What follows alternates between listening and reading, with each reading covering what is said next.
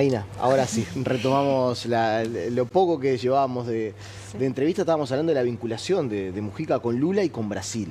Y justamente, si me permiten, algo que mencionaba ahí el presidente de la República es la importancia de que llegue Lula al velatorio para ver cómo se da la continuidad y la cantidad de tiempo. O sea, si será importante ese vínculo, que es una de las figuras también muy esperadas en este velatorio. Habla de la importancia de ese vínculo entre Mujica y el presidente de Brasil, ¿verdad? Sí, ellos tenían una amistad muy linda de ver desde afuera, porque era muy honesta, era muy genuina. La última vez que lo vi a Mujica fue en octubre del 2022 o noviembre, bueno, después de la segunda vuelta de la elección presidencial que Lula gana. Mujica es uno de los primeros a llegar a San Pablo, al hotel. Me lo cruzo ahí en el hotel, le digo: Pepe, ¿qué hace acá? ¿No? Vengo a saludar a Lula, el compañero. Bueno, él se tomó un avión esa misma noche, llegó y fue uno de los primeros. En su momento creo que Alberto Fernández de Argentina fue el primero, pero bueno, estaba ahí siempre con Lula.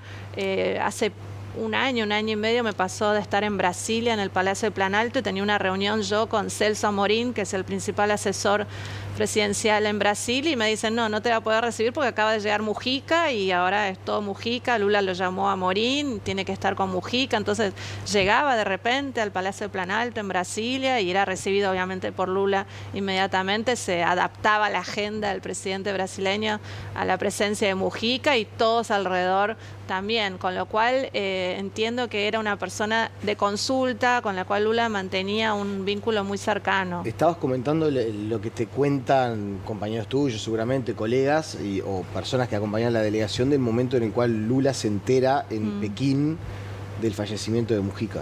Sí, fue un impacto muy grande. Él se lo esperaba, digamos, era algo que todos venían siguiendo, ¿no? Casi día a día. Lula estuvo acá en la Asunción de Orsi, hizo un homenaje muy lindo, condecoró a Mujica y se fue de acá, también me dicen, preocupado, porque se fue con la sensación de no sé si lo vuelvo a ver, ¿no? Ayer dijo que se había ido convencido de que no lo iba a volver a ver conmigo. Claro, pero bueno, uno siempre tiene, ¿no? Tiene la esperanza, bueno, en fin, nunca se sabe, pero sí, se fue con la sensación de que probablemente no, pero bueno, siempre tiene la expectativa. Quedó golpeado con la noticia en China, una gira para él muy importante, pero cuando inmediatamente la noticia llegó y se la dieron, por más que era esperado, por más que uno sabía que eso estaba por suceder, me dicen que quedó muy golpeado y que inmediatamente dijo: quiero ir a Montevideo. De ahí, en la conferencia de prensa misma en Pekín, dijo que él iba a venir al velatorio, con lo cual creo que muestra la dimensión de la relación. Lula es una persona de casi 80 años, también tiene sus años, tiene su edad y ha tenido sus problemas de salud también, ustedes saben, y sin embargo acaba de ir a Rusia, China, y va a venir casi inmediatamente para Uruguay. Y entiendo que medio que el velatorio se cierra con la presencia de Lula, lo están esperando, ¿no?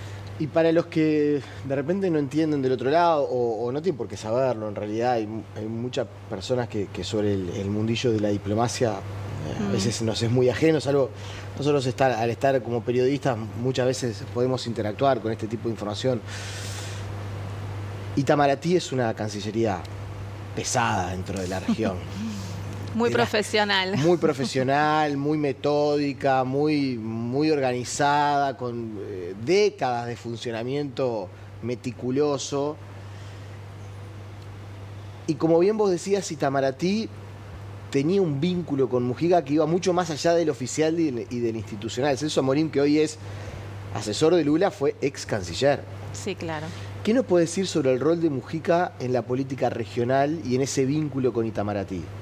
Bueno, yo creo que había una sintonía muy fina entre lo que pensaba Mujica para la región y la política exterior de Lula, para la cual ustedes saben que Amorín es el principal mentor o el cerebro por detrás de esa política exterior. Brasil tiene un canciller que es Mauro Vieira, pero el cerebro por detrás de la política exterior y que piensa como Lula, o Lula piensa como Amorín, da igual, había entre ellos una sintonía muy, muy fina, muy cercana a lo que pensaba Mujica. Tal vez, yo creo que, por ejemplo, vamos a tomar el caso de Venezuela, donde Mujica se posicionó muy firme, digamos, por lo que lo vine siguiendo, de, bueno, Venezuela no puede ser más considerada una democracia, es un régimen autoritario. Brasil tardó tal vez un poquito más, porque, bueno, una cosa es hablar como un expresidente y otra cosa es hablar como un gobierno que estuvo de observador a Amorín en Caracas. Yo estuve con él en Caracas y estuvo ahí y dijo, no, este resultado no lo puedo reconocer. Y finalmente Brasil no reconoce la reelección de Maduro y ahí se pone totalmente alineada con la posición de Mujica. Igual lo mismo piensan sobre Nicaragua, tampoco puede ser considerado más un régimen democrático.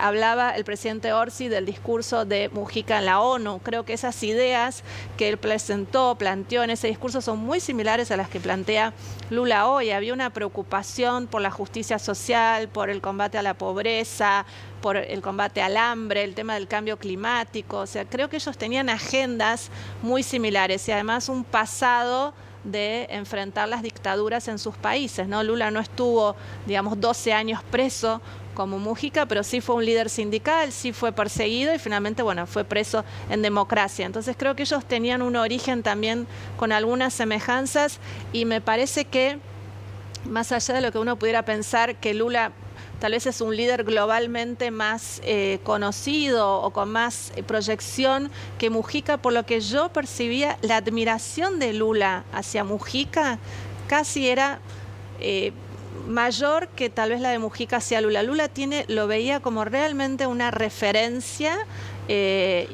como un amigo. El mensaje de ayer de Lula en Pekín, sí, las referencias hacia Mujica persona, sí, diciendo que si no hubiera nacido alguien como él, debería volver a nacer, sí, haciendo referencia a que ha conocido, bueno, es Lula, ¿no? Ha conocido políticos de todo tipo, forma, tamaño y color, sí. y posicionando a Mujica en un lugar especial, es lo que vos decís, es casi que una muestra de admiración genuina, sí, que uno se da cuenta que no es impostada. No tiene para ninguna nada. obligación de decir eso.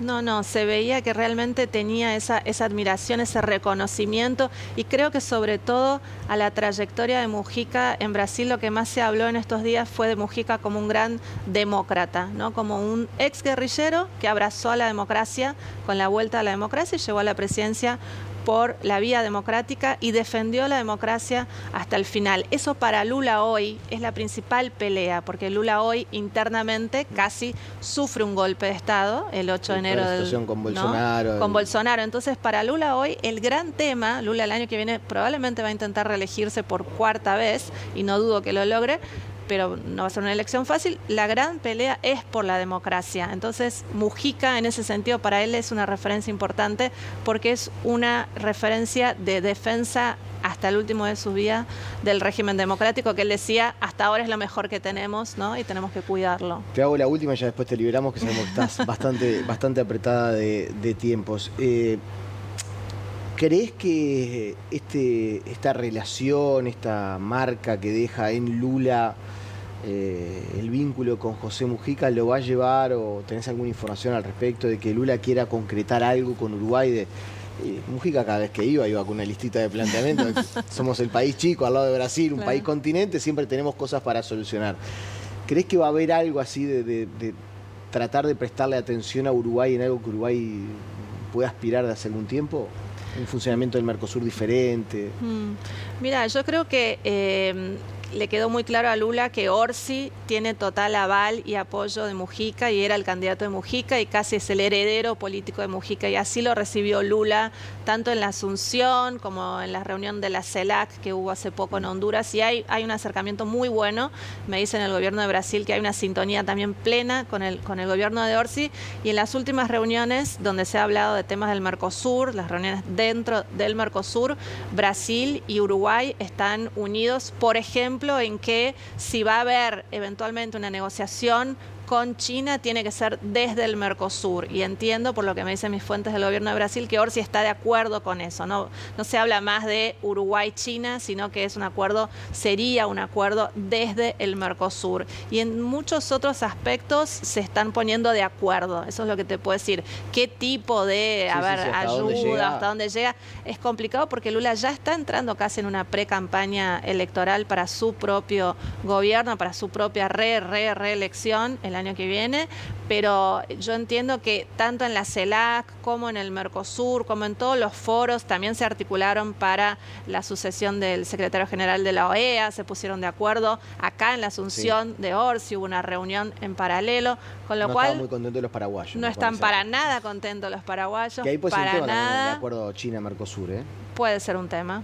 Recordemos que Paraguay tenía relaciones con Taiwán. Tenemos un problema grave ahí. Y entiendo que dentro del Mercosur, donde está Milei, también Orsi es hoy el principal apoyo para Brasil. Es con quien Brasil se siente más cómodo en todo sentido. Y en la región fuera del Mercosur, incluiría a Boric, a la presidenta Sheinbaum en México y a Petro en Colombia. Ellos son los presidentes con los cuales Lula se siente cómodo y con los cuales conversa sobre los temas de la geopolítica regional, con lo cual entiendo que sí, pueden salir cosas positivas para Uruguay desde ese lugar. Janaína, te agradecemos por estos minutos. No, por favor. Un verdadero placer. Muchas gracias por venir y por participar. No, la última, este tipo de despedidas populares, no sé si has estado en alguna otra. Mira, no estuve en la de Chávez, que cubro Venezuela hace más de 20 años. Porque... No tenés trabajo.